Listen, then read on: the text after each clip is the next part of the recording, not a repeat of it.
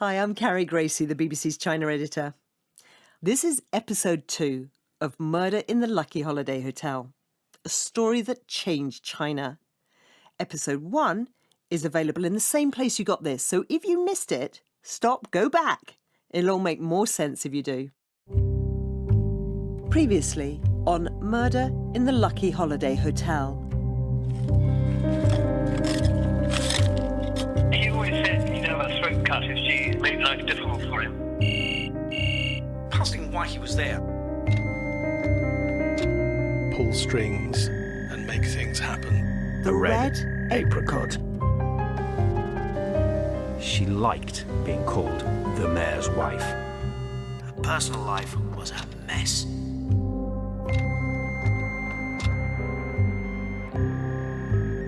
We ended our last episode with the death of the British business fixer Neil Heywood in room 1605 of the Lucky Holiday Hotel. We're going to leave that body there for the moment, because to understand why he died, we need to talk about someone else. We've already met the mayor's wife,谷開來, in episode 1. Now let's get to know the mayor, the most charismatic Chinese politician of his generation. He's the reason this ugly story of greed and betrayal turned into a crisis that changed China. We're going to spend the whole of today's episode on this incredible man. Listener discretion is advised. This story is going to involve lots of sex, violence, and singing. 薄熙来，薄熙来，应是和平年代的英雄。 His name is Bo Xilai, and he always stood out. 我们这个班最大的就是薄熙来。 Bo Xilai was the biggest figure in my class. We shared the same desk in the classroom for 3 years. He was tall and handsome, always smiling. The year is 1979. Classmate Gu Jian shared a desk with Bo Xilai and remembers the first day they met at university. So does their old teacher. He was tall, gawky, very simply dressed, kind of bony. He had a big head. He was always kind of smiling, and eager to take on the world. Stephen McKinnon spoke to us from Arizona.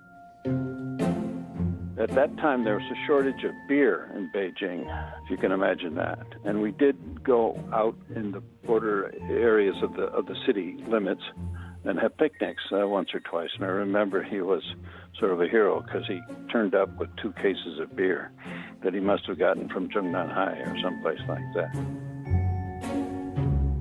China's so rich now that it's hard to remember when a bottle of beer was a luxury. The Zhongnanhai Stephen McKinnon mentioned there is the closed compound where the top leaders live and work. Bo Xilai spent the first part of his life in this exclusive world. His father was a hero of the civil war that brought the communists to power. But Chairman Mao threw him and the rest of the elite in jail during the Cultural Revolution, that mass political upheaval of the 1960s and 70s. Bo Xilai's mother committed suicide, and he lost a decade shoveling coal. But then Mao died, China woke up, and Bo Xilai could start planning a political career. Age 30, he finally got to university, where life was still basic. They dressed like workers, very ordinary, and sort of beat-up clothes. So we were living in dormitories, and it was a recovered university that had been overrun during the Cultural Revolution, so it had been empty, So it was pretty simple. I mean, there were horses still in stables there. It was pretty crude. And they were stacked up in typical dorm rooms, It was not fancy, that's for sure. Bo Xilai lived like the rest during the week, but his dad was now out of jail and back at the top table. So come the weekend, Bo Xilai returned to that high-walled, secretive compound for the elite, Zhongnanhai. Sometimes he took his classmate Gu Jian. 他家里头我一进去就看到一个特点。 At their house, what was special was that they had a satellite dish, which I'd never seen before. 6 meters wide.薄熙来was very proud, saying they could watch TV from 8 different countries. Under Chairman Mao, even listening to foreign radio could have got you executed. 他们家里专门有一个房间 They had one room equipped with 6 receivers with very big screens. Each would have cost thousands of dollars. The perks didn't stop at satellite TV. Sex was also part of this life of entitlement. At this point,薄熙来was already married to wife number 1, not谷开来, our key character. She's wife number 2. But what you need to know is that being married never stopped薄熙来from playing the field. And now his family was back on top. 薄熙来呢，这个人 Now he had status again. Bo Xilai started to look for other women.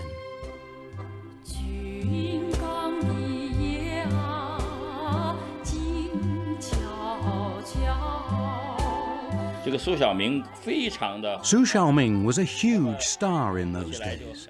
Bo Xilai was really into her, always trying to look for her, trying to make friends with her. So he organized a concert for her. Everyone was amazed he could pull it off, and the tickets were free. It gave Bo Xilai a lot of kudos. We're not saying that they had an affair, but Bo Xilai was definitely now a catch, and he soon got a reputation for sleeping around, which didn't go down well with the communist old guard, to say nothing of his own wife and her powerful family. 他发高烧，他打电话给我。 One day he had a fever. He called and asked me over to Zhongnang High. They had guards on every gate, and one outside Bo Xilai's house told me to persuade him to stop having affairs. 我记得我到他家的时候，他 I remember when I entered Bo's room, he was lying there on a drip. He asked me what to do. Everyone was cursing him in Zhongnang High, so his fever was partly brought on by the psychological pressure. 所以我跟薄熙来说，我说 I said to him, if you want to be a politician, don't do this. You mustn't do this. If you want to have affairs, go be a businessman and no one will care. But don't be a politician. He didn't say anything. He just carried on. Our man with the love fever, he's going to become one of China's top politicians.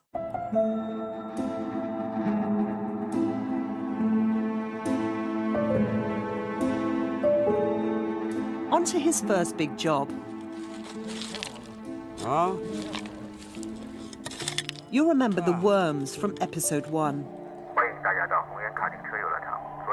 And the lonely winter fairground. In 1994, Bo Xilai became mayor of the coastal city of Dalian. By now, he was on to his second wife,谷开来. This is where they met Neil Heywood. It looked like an obscure job in the provinces, but Bo Xilai was a mayor like no other. I'm not a politician. I'm just a mayor of Dalian. I can only do some concrete job for Dalian's people. I'm the manager of the city.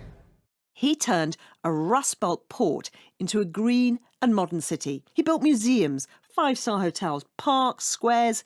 He was more like an emperor than a mayor. And his old teacher, Stephen McKinnon, came to the emperor's court to hear what all the fuss was about. He said, you got to do 3 great things to make your city noticed. You want to have green everywhere, he planted trees and put grass in the main square there and so on. And you want to have China's best football team, soccer team or football team. That's important. And the other thing was fashion shows. Fashion shows? An emperor must have his concubines. We'll come back to the catwalk. But first, the day job. Bo Xilai made a profound impression on everyone he met. I found him an extraordinary person. I sort of likened him at the time. I told my wife that he's got the charisma of a Bill Clinton. Lloyd Donaldson met Bo Xilai often when he was responsible for opening Dalian's first 5-star hotel. He now lives in Australia. There was a lot of activity around the opening. Certainly Bo Xilai was very involved. And Lloyd, did you get the sense that he had a lot of attention to detail? Because this is one of the things that we hear about him.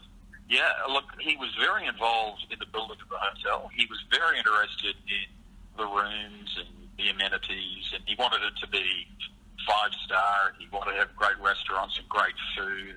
Boursilaï's attention to detail did not stop at taps and tiles. He made a decision one day that the taxi drivers were not to honk their horns from tomorrow. And it worked. It appeared there was an enormous amount of respect for this person. It's more than respect. The public loved him. And as far as I can make out from chatting to people in Dalian recently, they still love him. Stephen McKinnon. He would jump out of a car and talk to people on the street. You know, that's not the sort of thing you would expect from, say, the mayor of Dalian. Behind the charisma, there was a darker story. It started with those fashion shows. Boursilaï used government money to set up a modelling school and filled it with gorgeous young women. And then he put on fashion shows to prove to his visitors just how beautiful Dalian was. Not just the greenery, not just the museums, but the women too. Lawyer Larry Cheng. He surrounded himself with beautiful women. If you weren't beautiful, you couldn't work for him. He stayed late at work and hardly ever went home. His office lights were always on, even in the middle of the night. The people of Dalian thought he was working so hard, said they had a great mayor. But he was probably up to something with those beautiful women. Soon rumours started to spread among insiders about women going missing. I've talked to several government people in Dalian who said Boursilaï's wife,谷開來, did a good job of scaring off at least one rival. They also said there were young models who simply disappeared. We tried, but we couldn't get to the bottom of these rumours. But this is China. If you control a city, you control the police, you control the courts, and you control the media. You can make people appear, and you can make them disappear. Just remember that when we come back to the body we left in room 1605 of the Lucky Holiday Hotel. Boursilaï was the pioneer in trampling China's law. This is Zhang Yongxiang. Boursilaï wanted help in taking down one of his enemies. It's a complicated story, but in short, Mr. Zhang ended up on the wrong side of the mayor. And then he found out what happens when you cross the boss.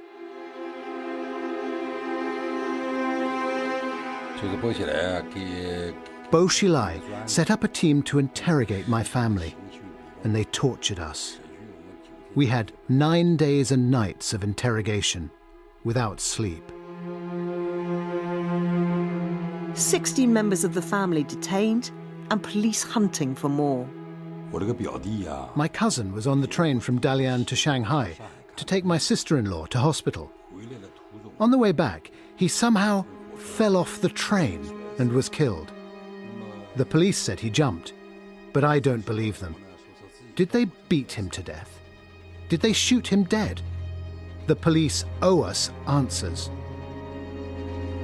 And until they get those answers, the family refuse to bury the body. They've been waiting 15 years. That's the dark side of Boursilaï's Dalian. None of it was visible to the public, though, as far as they were concerned. They had a perfect mayor, and he had a perfect wife. People talked about them as a fairy tale couple. Oh, absolutely. I mean, you know, Boursilaï walked into a room, even if he wasn't the mayor of Dalian, he had a certain charisma and a certain style. She was attractive. As a couple, they stood out. They were like JFK and Jackie O. And just like America's famous first couple, they were ambitious. The marriage was by now a sham. As we heard in the last episode,谷開來took her son to school in Britain and was dividing her time between Dalian and Bournemouth. But husband and wife still kept up appearances for the sake of the power and the money. Bo Xilai wanted to rule China, and for a time his prospects looked good.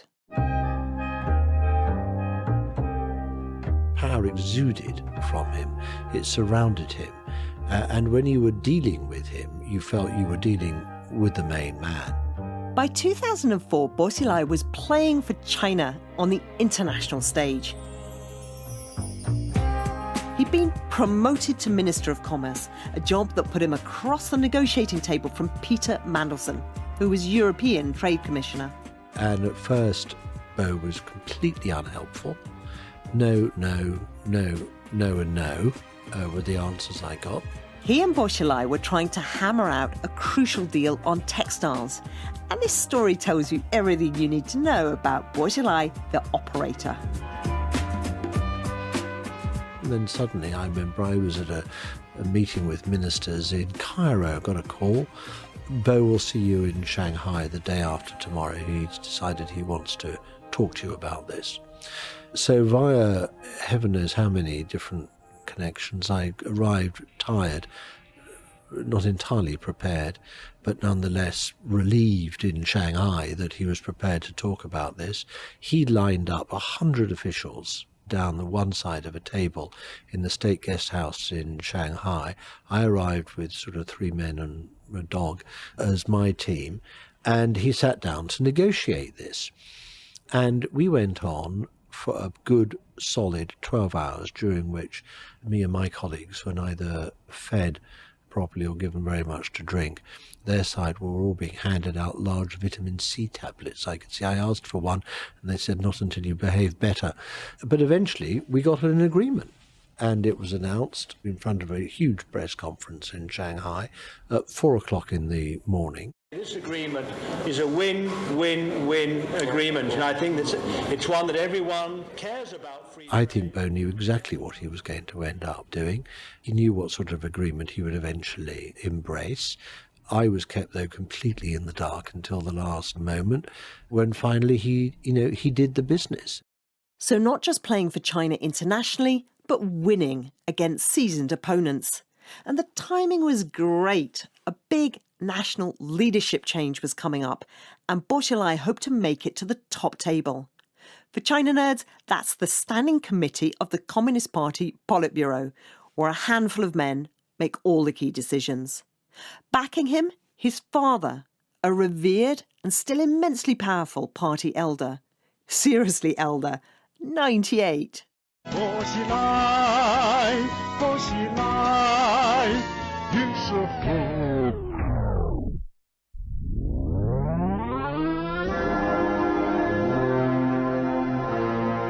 Just when Bo Xilai needed his father most, he died. And this is the turning point which will take us to the Lucky Holiday Hotel. The loss of his father left Bo Xilai exposed. Chinese politics is all about the patriarch, the clan, the tribe. Think of how many people Bo Xilai had crossed: his jilted first wife, her powerful family, the communist old guard who was scandalised by his sex life, so many more. He drove his juniors hard, he undermined his seniors. And then there were the political rivals, the men who were also fighting for a place at that top table. So, Bo Xilai had a long list of enemies who now united against him. Take that, Mr. Sex Machine. His enemies sent him as far as they could to Chongqing in southwest China, a place where they thought he'd be out of their way. How wrong they were. Chongqing is kind of like the Wild West. It's I mean, it's 1,000 or so miles from Beijing, from the coast. It's mountainous, it's fog-bound. People live on chili peppers and hot bubbling oil, and see food as a kind of take it or leave it on top of the chilies. Chongqing people are notoriously hot-tempered, is another thing worth mentioning. And our driver seems to be one of those to reinforce that stereotype. He is getting very aggravated. And they're just noisy and quarrelsome, I suppose, by reputation. And, I used to live in Chongqing. I think there's a certain amount of truth in that. The gangsters, the gambling, the vendettas, everything is bigger and wilder in this city of 30 million. 30 million quarrelsome chili eaters. Bo Xilai's enemies thought Chongqing would be the end of his political career. More on that in the next episode. But by his side was an even bigger problem. His wife,谷开来. Bo Xilai's old classmate Gu Jian. There are women who are very beautiful and kind, but there are some women who are beautiful but whose ambition brings disaster to men. In Chinese history, there are lots of cautionary tales about the dangers of letting dragon ladies meddle from behind the imperial throne. Of course, I don't think that all women bring disaster, but some of them do, like Gu Kai Lai.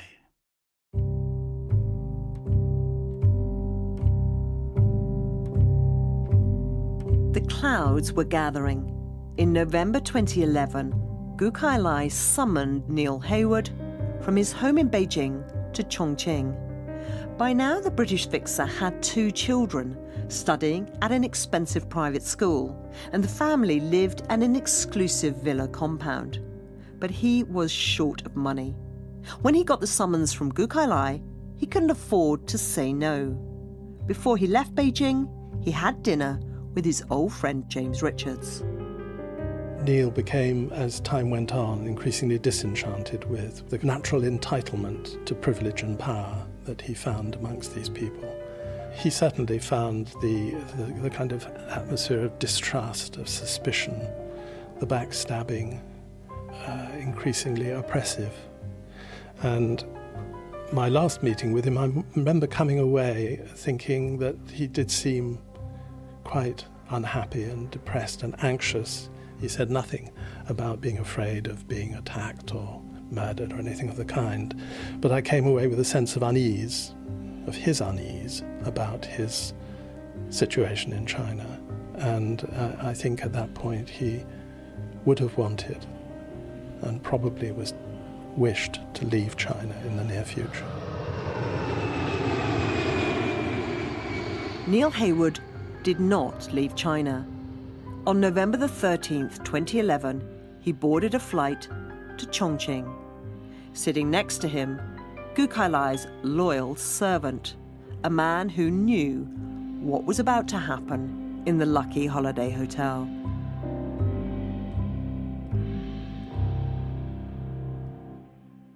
Next time. Ladies and gentlemen, welcome to Chongqing. Paranoia is rational in the Chinese political system because people almost certainly are out to get you.